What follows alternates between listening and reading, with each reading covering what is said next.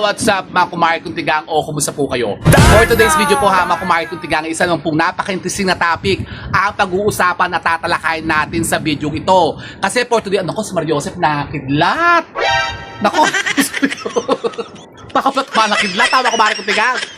Nako po, nakulog-kulog ha, tinagdag-im na, nako. Ano ba? Tutuloy pa ba natin to? Kasi dito po kasi tayo sa labas na naman ha mga kumari kong tigang, kasi dito nga tayo ngayon nagpapahilahilod kaya nakidlat. Ayaw, di ba? Baka ako tamaan ng kidlat dito. kasi yun na nga po ha, mga kumari kong tigang. For today's video nga po ito.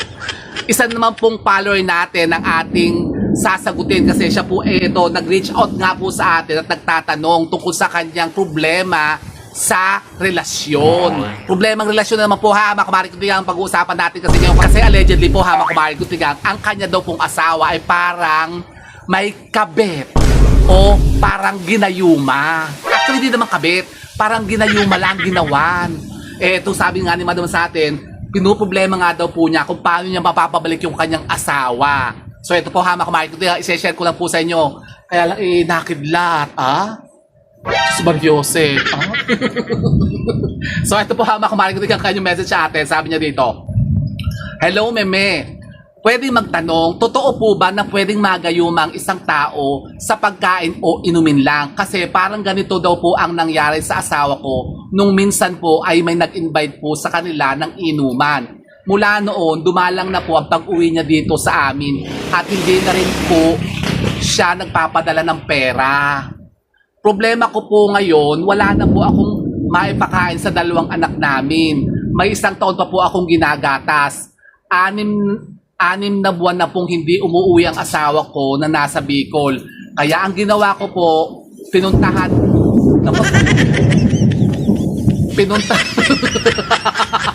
Baka huwag niyo ako tabalakin lang. Kaya ang ginawa ko po ay pinuntahan po namin siya ng kapatid ko sa Bicol, doon sa trabaho nila, doon sa project site sa Bicol. Pero nung nakita niya po ako, parang hindi niya po ako kilala at pinagtabuyan pa niya ako. Sabi po nung boss niya sa site, may babae daw po kung nakilalang asawa ko na lagi daw nagdadala ng pagkain sa asawa ko. At yun daw po ang kinakasama po niya. Pero, naku, ano ba? Mario. Alakas ang hangin, ha? Makumarit na yan, ulan na. Pero, sabi nung kasamahan niya, parang ginawan lang daw po ang asawa ko ng gayuma nung babaeng yun. At parang hinuhututan lang daw ng pera ang asawa ko. Ano po kaya ang pwede kong gawing pangontas sa gayuma ng babae para matauhan ulit ang asawa ko at bumalik siya sa dati niyang wisyo? Sana'y matulungan niyo po ako, meme. Salamat po. Oo, ma'am, tutulungan kita. Kaya lang, baka ako'y tamaan dito ng kulong. Nakabasa yung sakto, natatakot. Tama, kumari ko, teka, at uulan na. So, yun na nga. Yan, si madam nga po ito, namumblema nga tungkol sa asawa niya, ang ginayuma daw allegedly. Kami po naman yung nag-usap na kanina, ahead, bago pa tayo nag-vlog dito, kasi sinabi ko nga na ito i-share ko nga sa inyo. At sinabi ko sa kanya na baka naman hindi naman talaga nagagayuma ang asawa nyo o talagang kabit lang talaga niya yun. Pero hindi daw kasi, sabi nga daw kasi nung boss niya sa kanya ay lagi daw nagdadala yun ng pagkain doon sa site at parang pinapakain. At yun nga daw, minsan nga daw pong nag-inuman sila ay nalasing daw yung asawa niya at yun nga daw parang nagbago na. Sabi ng mga kasamahan, parang nabago na raw po yung utak nung lalaki. Ayun nga, katanungan niya ay pwede ba daw o posible ba daw pong magayuma ang isang tao sa pamamagitan lang po ng pagpapakain o pagpapainom na, yun na nga, by halong lukmay o gayuma. Totoo po yan ha, makmahal kong tiga. Nako, nag-in na Parang uulan. Ay, maligo tayo sa ulan. So, seryoso. So, yung madam po ay nagtatanong kung paano daw po mapapabalik yung asawa niya sa dating wisyo. Sabi ko, kailangan po yan na ipagamot ninyo. O kailangan po ipagawan po yan ng ritualan para manumbalik siya sa dati niya pong wisyo o sa dati niyang anyo. Bakit nagbago ba yung anyo? Hindi na, para magbago siya, para bumalik siya sa dati niyang, yung wisyo nga, yung pagkatao. Kasi yung alam niyo po ba yung mga ganyang nalulukmayan o yung parang nagagayuman, nawawala po yun sa sarili. Kaya yung mga ganyang nagagayuman, nakakaawa. Diba sabi ko sa inyo yung kwento nung sa Pangasinan, yung ikunulong sa koral ng baboy. Oh, yun ay nagayuma dinangkal-dangkal siyang ganyan. Tapos binulungan siya dito sa tuktok, may binulong sa kanya. Ayun, nakuha siya nung lalaki tapos nagawa siyang iuwi doon sa Pangasinan, pero siya po'y nasa dati Alaska. Nurse siya doon. Doon sila nagkita, iniyaya siya doon sa Pangasinan siya dinala. At ayun, doon siya itinambak sa koral ng baboy. Tinambak kami basura. Hindi doon doon po siya parang allegedly kinulong nung mag-anak na mga lahi ng mangko. Yun nga, yung mga mangkukulam kasi may mga kaalaman dyan sa mga ganyang gawain. Pero kaya nga, di ba sabi ko nga sa inyo, kapag ako nga po yung nagsishare nga dito ng mga ritualan, mga orasyon at yung mga panglukmay natin, katulad nga po itong ating pineplex dito na yung ating lukmay ng Tres Maria, saka yung gayuman ni Haring David. Actually, hindi ko talaga pinupush Kaya lang, talagang pinado lang sa akin yan ng mga kaibigan natin ng mga manambat, mga manggagamot, yung mga kaibigan natin mga antingero, na baka daw may makagusto nga, pinaplex lang sa akin. Actually, hindi ako talaga gumagawa ng ganyan. Pero, alam nyo, maraming nag-order sa atin.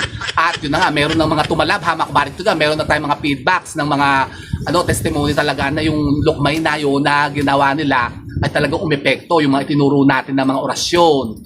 Sabi ko naman dito kay Madam, kailangan po natin yang magamot o kailangan natin siyang kumbaga maritwalan para kumbaga manumbalik nga ang dating niya, utak niya. Ba't nagbabago ng parang ang lakas ng hali nga, makumarik na gang. Parang ang sarap. Kaya lang natatakot ako kasi kumukulog at saka kumikidlat. Sana mamaya na umulan pagkatapos ko. Bilisan na natin to hamak-marik to bago tayo abutin dito ng ulam. So yun na nga. Mainam dyan hamak-marik to kung halimbawa kayo po may mga ganyang sitwasyon din na ang mga asawa nyo parang nawawala sa sarili. Kailangan po muna yan ay mapabalik nyo po sa mga bahay po ninyo. At alam nyo po ba na meron isang napakasimpleng pamamaraan na ito po yung mga ginagawa na talaga ng ating matatandang manginuno nung araw. At ito talaga yung proven na kasi may gumawa na po nito. Alam nyo po ba yung mga ganyang nagagayuma na o napapainom ng kung anong mga lukmay. Yan po yung nawawala nga sa sarili. Pero yun naman po ay pwede nyo pong pauwiin, pabalikin sa mga bahay po ninyo. At alam nyo kung ano po ang pwede nyo gawin dyan. Halimbawa ganito, pagka yan po yung nasa bahay po ninyo at kayo'y kumakain, ito po yung kasi matandang pamamaraan na to. Marami na pong sumubok nito, hamak-marik ito talagang po pwede nyong gawin.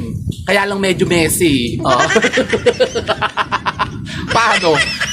Halimbawa kayo po'y kumain sa isang kainan, ba hapunan or tanghalian, kasama nyo dapat po hamak-marik yung tao na parang nawawala sa sarili na ganyan. Halimbawa yung mga, katulad nung isa natin dito na subscriber natin dito na yun nga, yung tatay niya ay parang nagayuma na pumunta sa isang lugar na parang may ginamot siya doon, pag-uwi niya sa bahay ay parang nawala na sa wisyo tapos yung kanyang asawa, second wife, parang gustong kamkamin ang lahat ng ari-arian nila tapos parang lahat ng mga anak ay gustong palayasin doon sa bahay nila, doon sa properties, doon sa mga lupain para makamkam ng babae. Yung pala, ginawan pala ng babae, yung madrasta.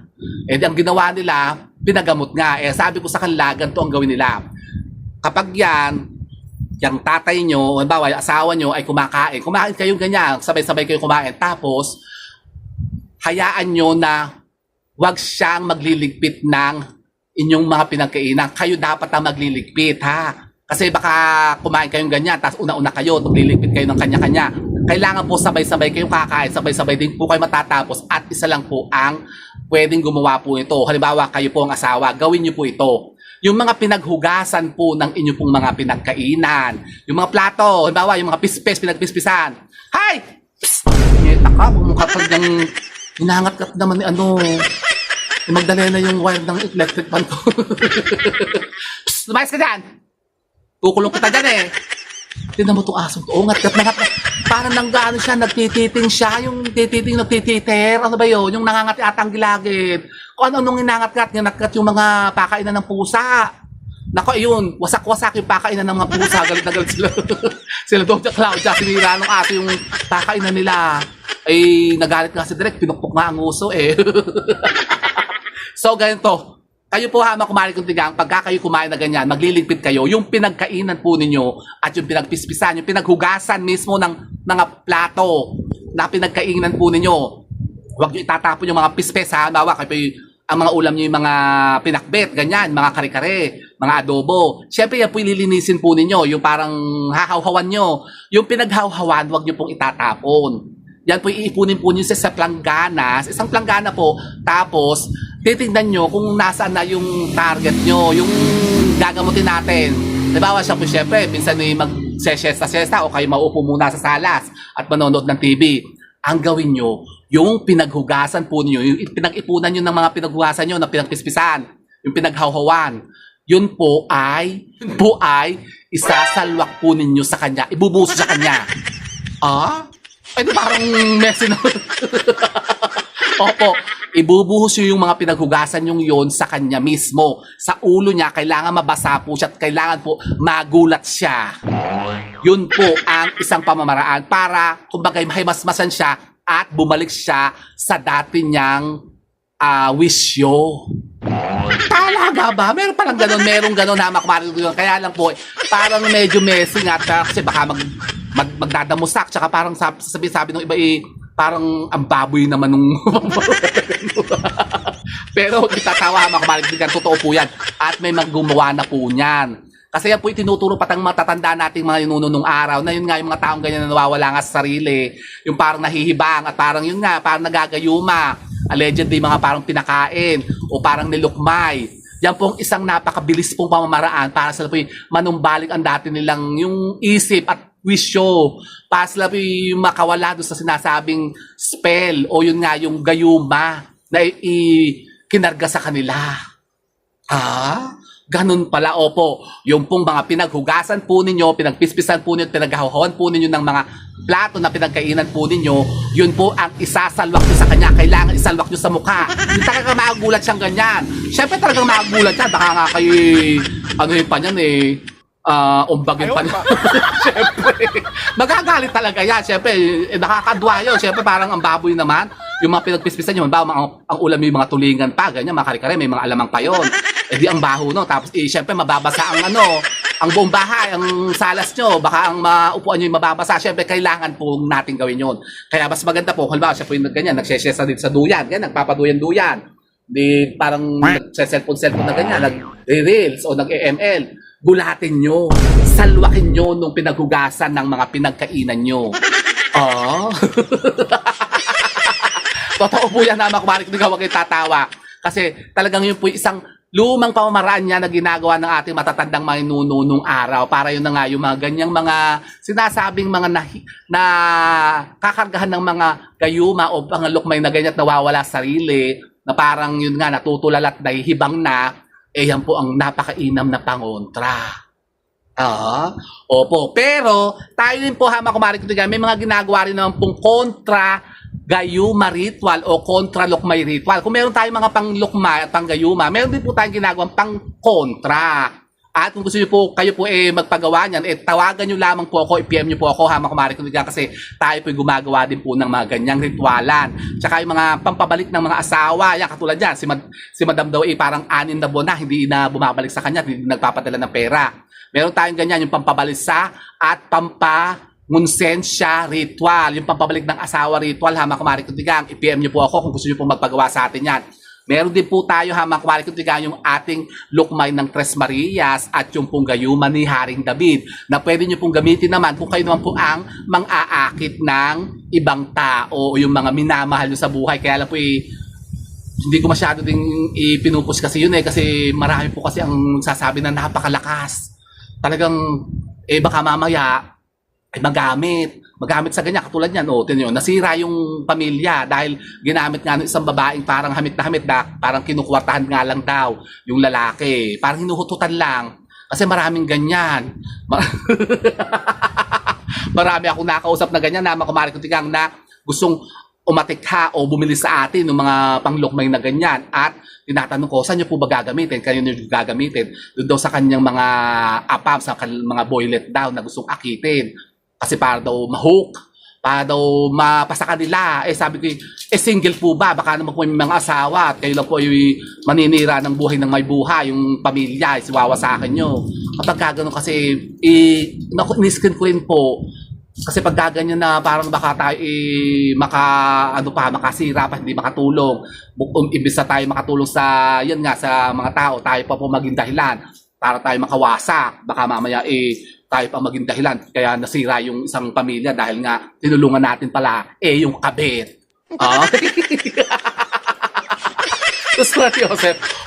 So subukan niyo po yan ha mga kumari ko tigang. Isang pong napakalumang pamaraan na yan ng pagpapablik nga po ng wisyo ng mga taong nagayuma o nawawala sa sarili na baka nalulukmay na nga po at yun nga, nakargahan na ng mga gayuma.